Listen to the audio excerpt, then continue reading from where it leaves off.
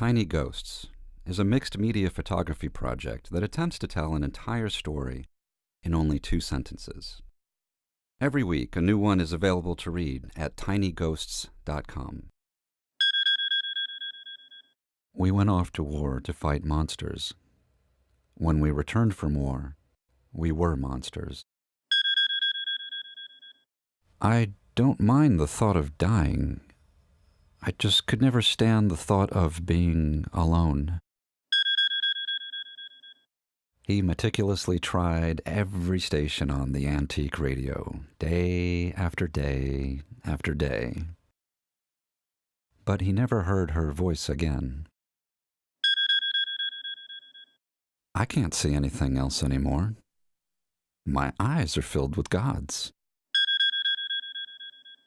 To whomever finds this letter, we've been lost up here for weeks now, and we can't even seem to find the ground anymore. For God's sake, pray for our souls. The man put the note into the last bottle of champagne and threw it off the Zeppelin's gondola into the clear, azure blue sky. "Why is there something instead of nothing?" the man cried to the heavens one last time.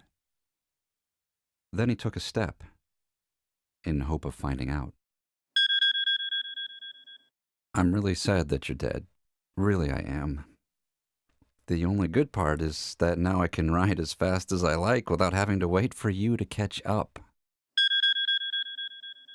I used to think it was weird how, after the war, I would spend more and more of my free time just wandering around the old graveyard outside of town. Then one day I found my name written on one of the tombstones. I'm going to save the world, no matter how many people I have to kill to do it. Remember the lake where we first met? I fish there every day, but I still haven't found your body."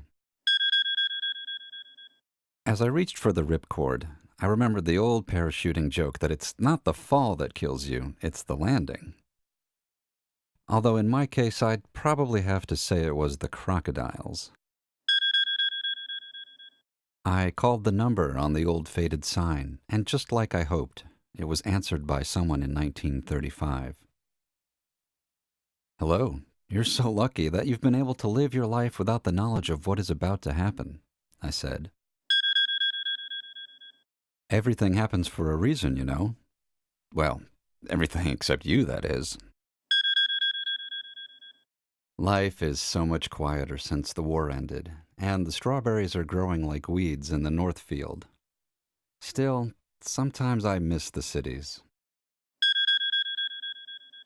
"Stop sitting in the car with a scowl on your face and come join all your friends at our last picnic.